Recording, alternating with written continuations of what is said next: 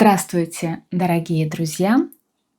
Приветствую всех тех, кто изучает русский язык. Меня зовут Мария, и я преподаватель русского языка и культуры. Добро пожаловать на мой канал. Сегодня утром я прочитала одну статью. И после того, как я ее прочитала, мне очень захотелось записать для вас это видео, чтобы рассказать о том, что было в статье. О чем же я прочитала сегодня утром?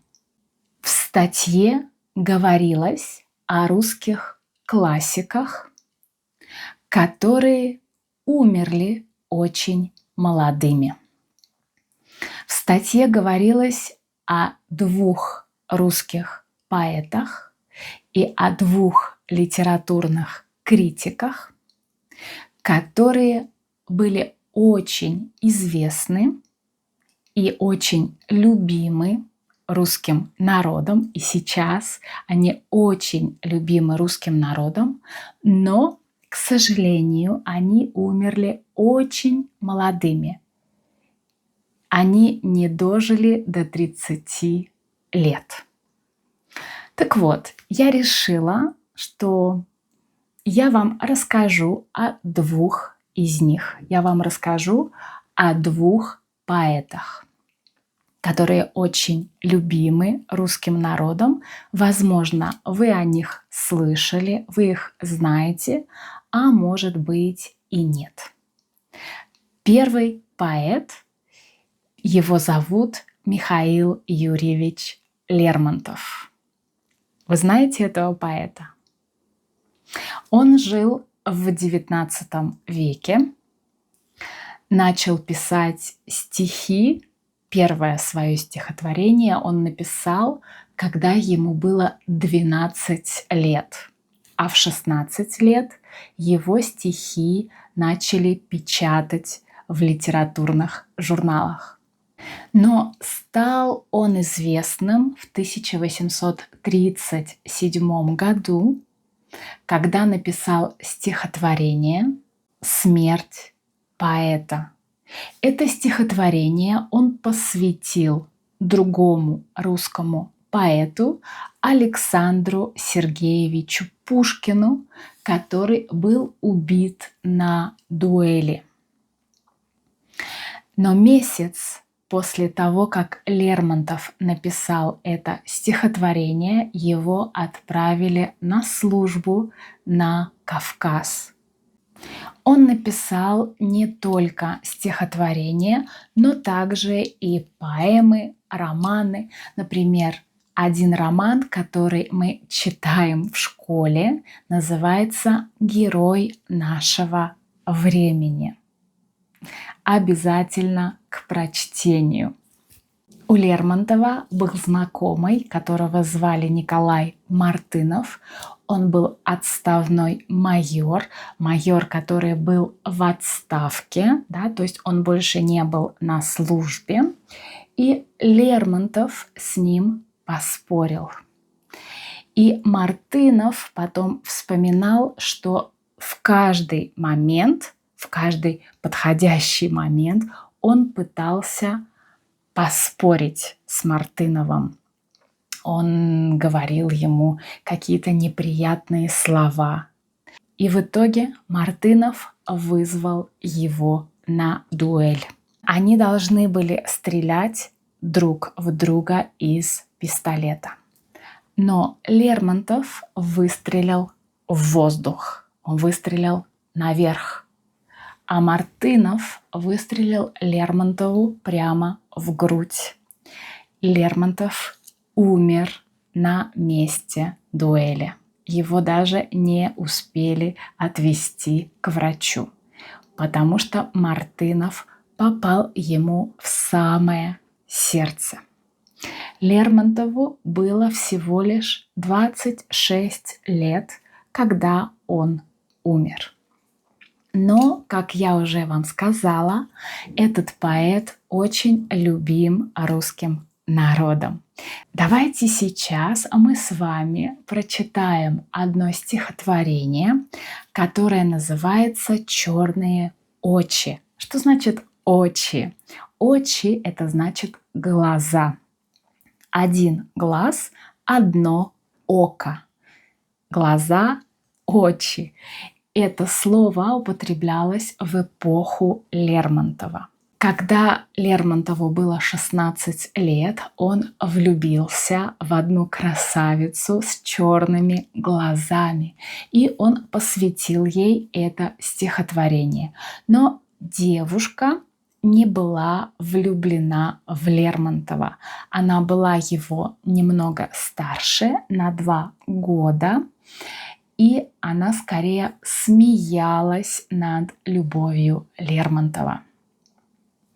Итак, давайте прочитаем это стихотворение. «Черные очи, много звезд у летней ночи. Отчего же только 2 у вас? Очи юга, черные очи. Нашей встречи был недобрый час. Кто не спросит, звезды ночи лишь о райском счастье говорят. В ваших звездах, черные очи, я нашел для сердца рай и ад. Очи юга, черные очи, в вас любви прочел я приговор. Звезды дня и звезды ночи для меня вы стали с этих пор. Надеюсь, что вам нравится это стихотворение Лермонтова. У него очень много стихотворений про любовь, про дружбу, про родину и так далее. А теперь я вам расскажу про второго поэта, о котором также говорилось в статье, и это Сергей Есенин. Сергей Есенин жил в 20 веке. Он также начал писать стихи в школе и написал очень много стихотворений.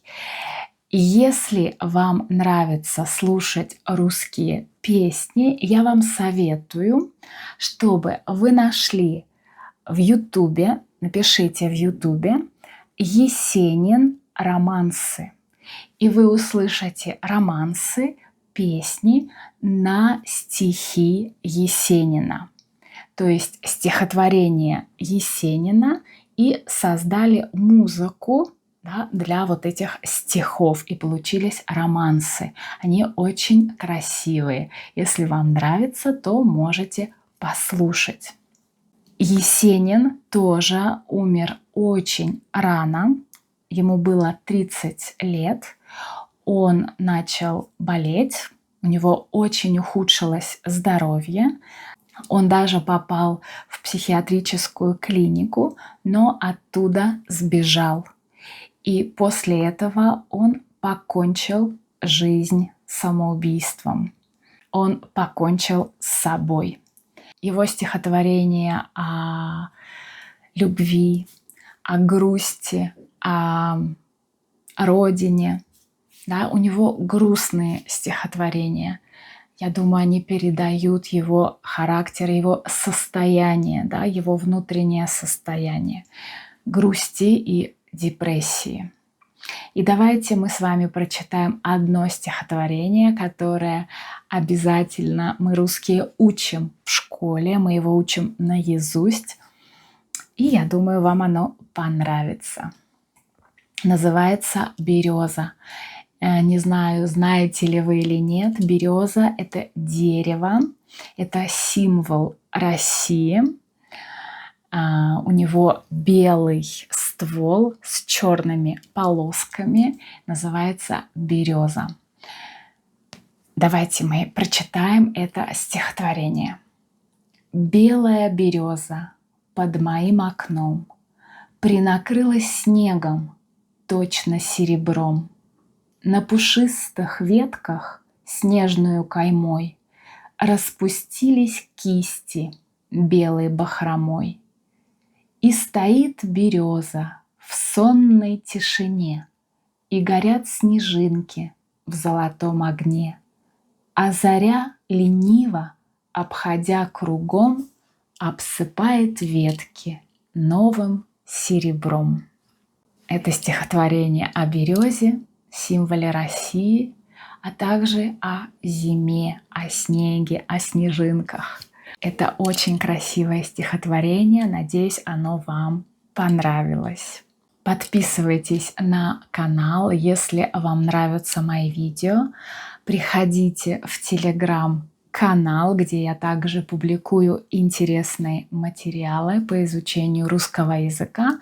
А еще я вас приглашаю в разговорный клуб, который открывается в октябре. И каждую неделю мы будем говорить на разные темы на русском языке, о русской культуре, литературе, кинематографе и так далее. Приходите, будет очень интересно. А я с вами прощаюсь. Пишите в комментариях, каких русских поэтов и писателей вы знаете. Мне очень интересно об этом узнать. Желаю вам замечательного дня. Всего вам самого доброго. Пока-пока.